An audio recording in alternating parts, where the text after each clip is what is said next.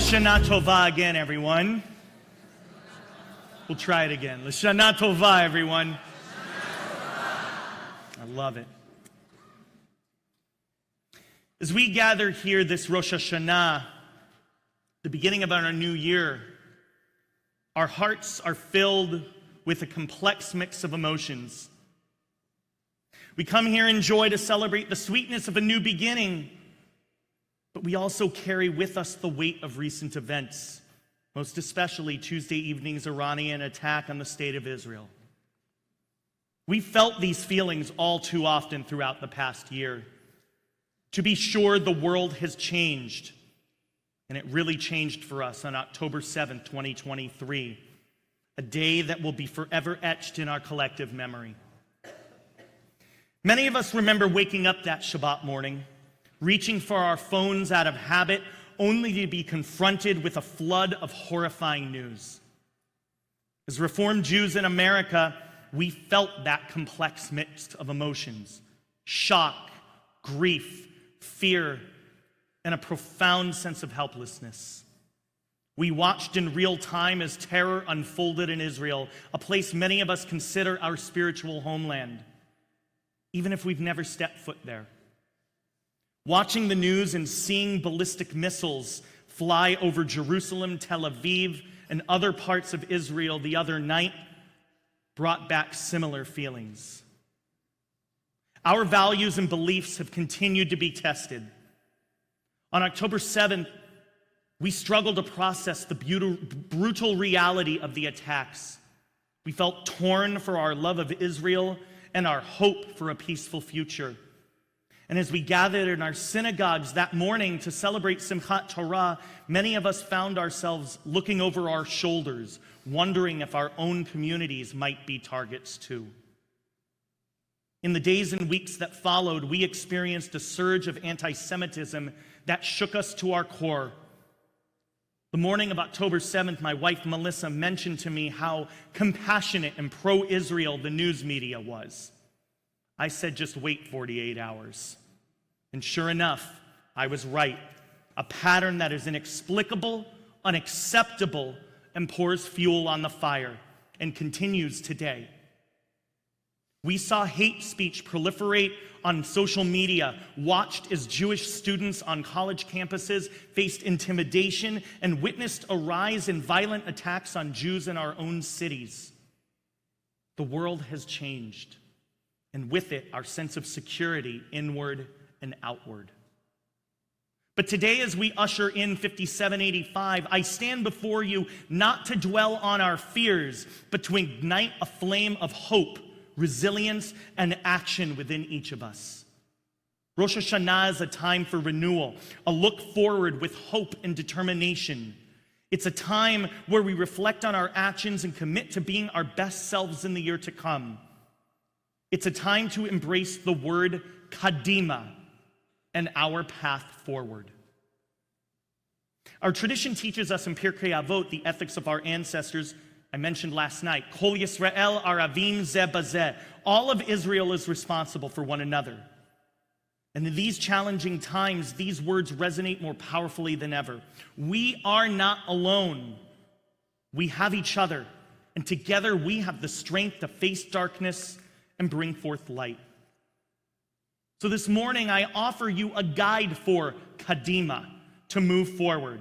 3 pillars to combat anti-Semitism and reclaim our Jewish identity with purpose and pride. Say the word with me, Kadimah. Number 1, be present. I remember that first Shabbat following October 7th last year so vividly. The night before, we were in our Sukkot, ready to celebrate Simchat Torah with a really nice crowd at my former synagogue in Irvine, California. The following week, we weren't sure how many people would attend services, be it out of fear or just paralysis from a devastating situation that struck us to our core. Well, that next Shabbat, over 300 people attended. Still quite fearful, but also determined with the strongest desire to be with one another. We may not have known what to do, but we knew we needed to be together. Being separate was not an option. In the face of anti-Semitism, it's tempting to withdraw, to isolate ourselves out of safety. But now, more than ever, we must be present in our communities, in our schools, in our workplaces, and in the public sphere. Since October 7th, we've seen Jewish students on college campuses face unprecedented hostility. Some have hidden their identity, others have transferred schools. And for those who did, there was likely a good reason, and I don't blame them one bit. But we've also seen inspiring examples of students who've stood up, organized, and educated their peers about the complexities of the Israeli-Palestinian conflict. They remained vigilant about the necessity of the state of Israel and Zionist beliefs and the dangers of anti-Semitism. Being present is the first main step for a path forward, because that means being together, and we are better together. It means showing up for Israel solidarity events, interfaith dialogues, participating in local government, and engaging in difficult conversations with friends and colleagues. It means correcting misinformation when we encounter it and sharing our own stories and experiences. Rabbi Hillel said, "If not for myself, who will be for me? But if I am only for myself, what am I? And if not now, when?" Now is the time to be present, to be visible, to be engaged. Our presence is our resilience. But being present is more than just showing up physically. It's about engaging meaningfully with the world around us. It's about being active participants in our broader communities while proudly wearing our Jewish identity. I'll give you the example of a young person named Kayla, a high school senior today. When her school board considered removing Holocaust education from the curriculum due to budget cuts, Kayla didn't stay silent. She attended board meetings, spoke eloquently about the importance of Holocaust education in combating hate, and organized a petition that garnered thousands of signatures. Her presence and voice made a difference. And the board not only retained, but expanded the Holocaust education program as a result. Consider the school board of the Santa Ana Unified School District in Orange County, California, where I moved from, who are proposing a deeply slanted ethnic studies program within the schools, which not only provide lies about the formation and sustainability of the state of Israel, but are attempting to slant the perspective of their students and teachers by saying that all Jews are responsible for the state of Israel and their actions, even those in the diaspora like us. Fanning the flames of hostility rather than doing their job of educating youth and their families about inclusivity and peaceful coexistence. Thankfully, most campuses, including our college campuses here in Florida, are not experiencing to the depths of that deep anti-Semitic rhetoric and actions as some other states in the country, like California.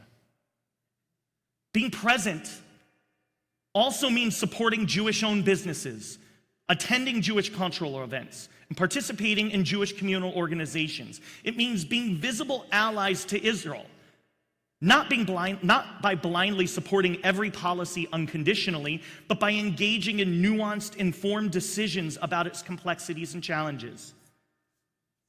As you've heard me say before, if you know me, I'm a diehard Los Angeles Dodgers baseball fan.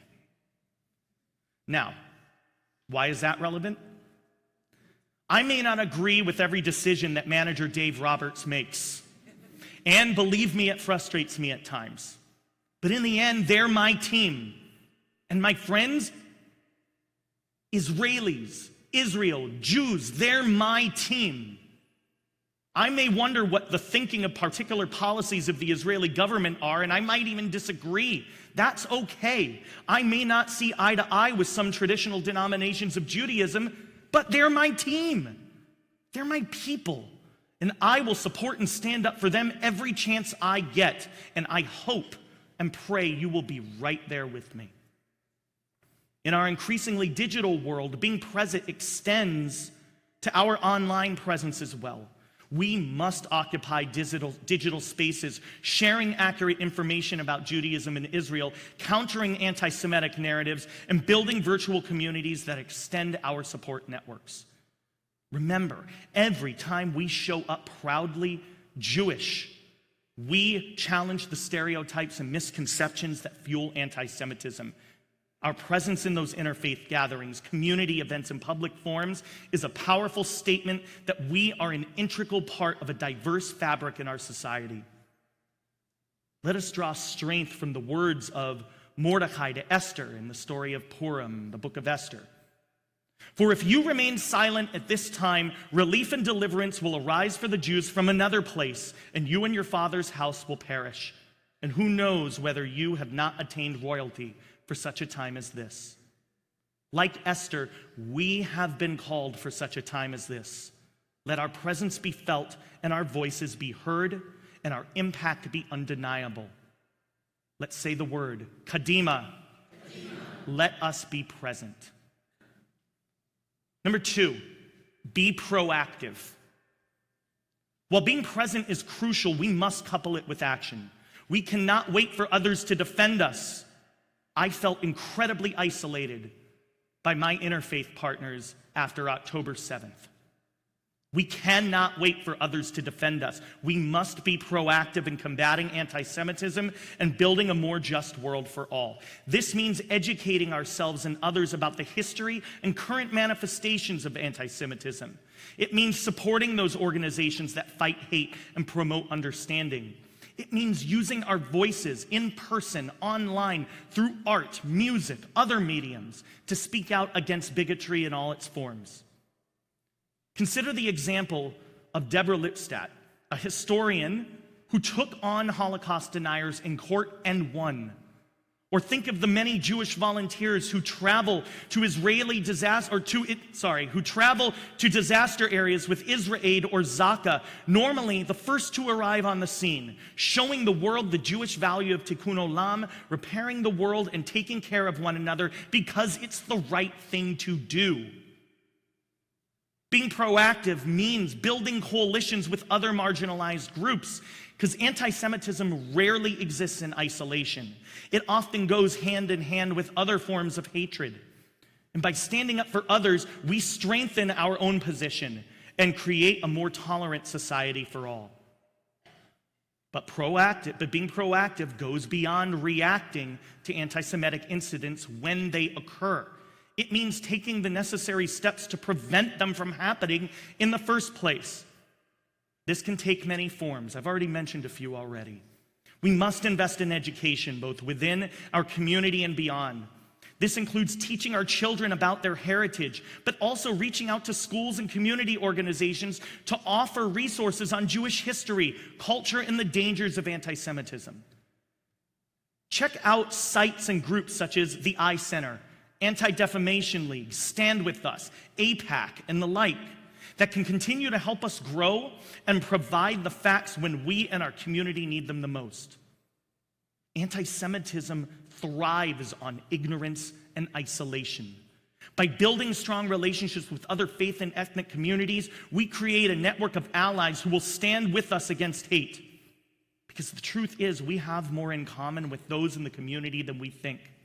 They just need to know it and experience it without fueling the flames of disconnect and intolerance. To be truly proactive, we must commit ourselves to ongoing learning too. Stay informed about current events in Israel and the Jewish world. Study Jewish history and philosophy. The more deeply we understand our own tradition, the better equipped we are to explain it to others and to find meaning in our Jewish identity, even in challenging times, especially in challenging times. My friends, it's not easy to put ourselves out there. It's not always easy to stand up for what you believe in. But it is important to stand up for what is right.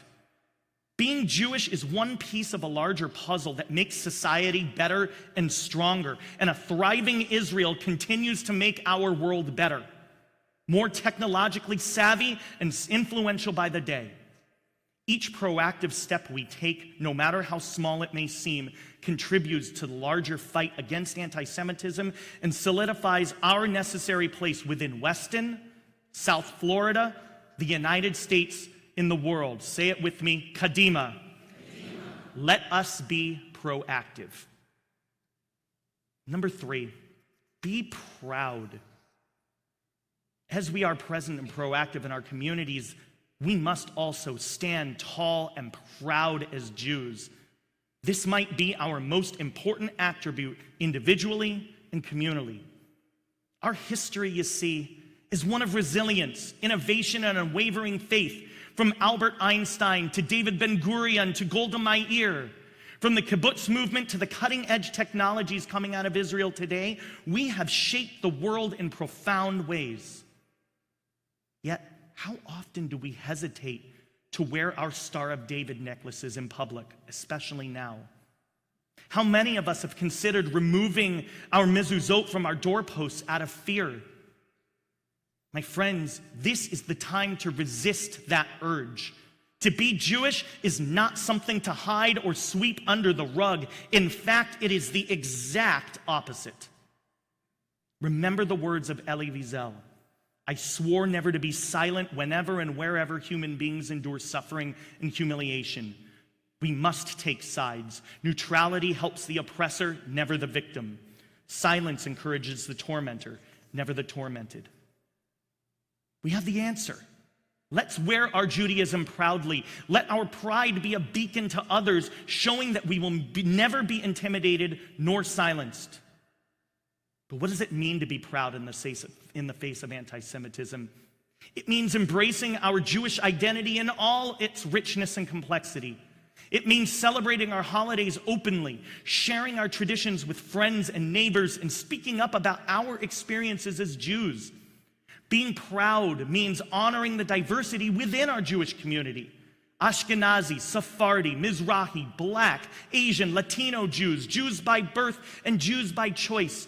Our diversity is our strength.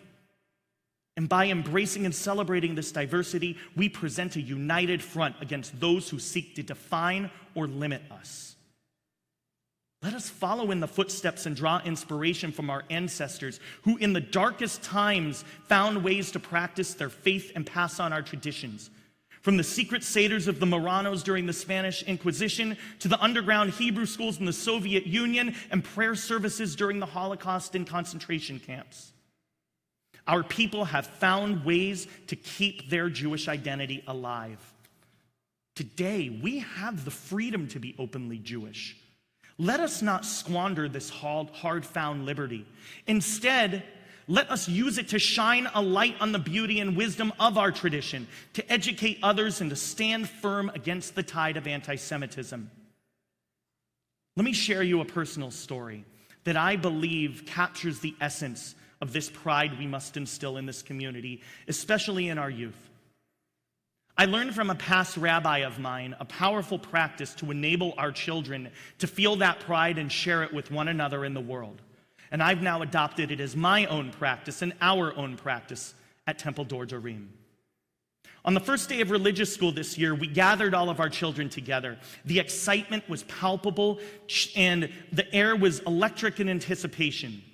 And then at my signal, each of our kids yelled at the top of their lungs with unbridled enthusiasm, "It's cool to be Jewish!"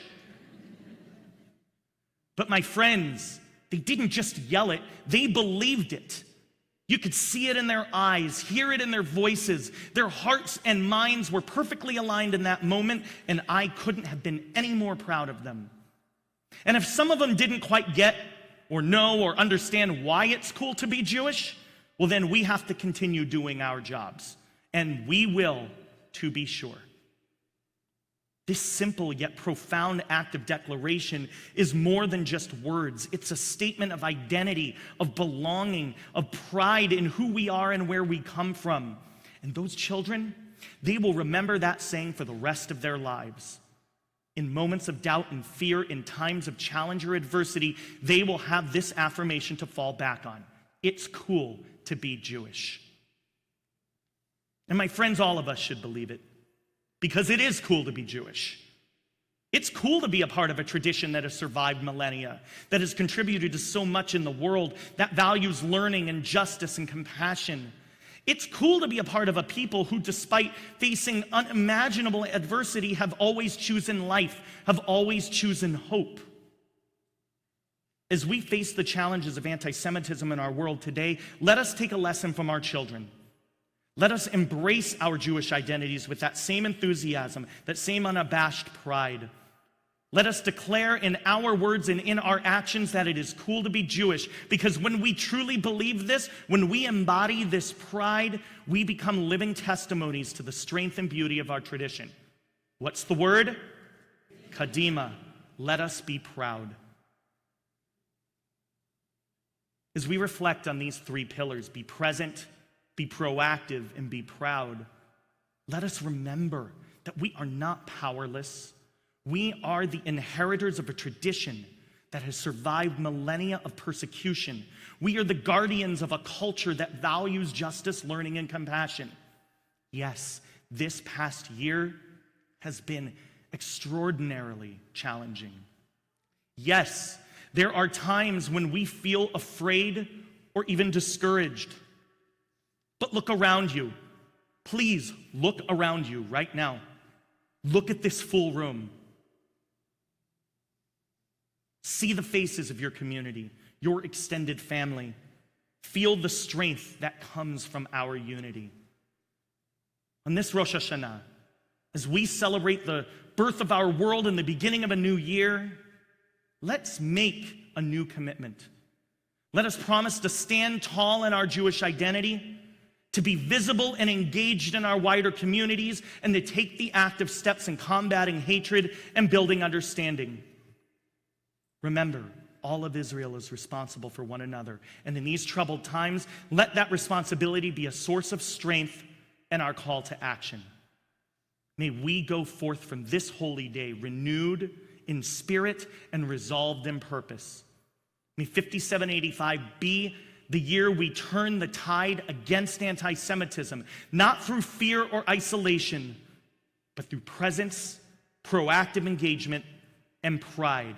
One more time, Kadimah. May we move forward together. L'shana tova tikatevu v'tichatemu. May we all be inscribed and sealed for a good year ahead. Amen.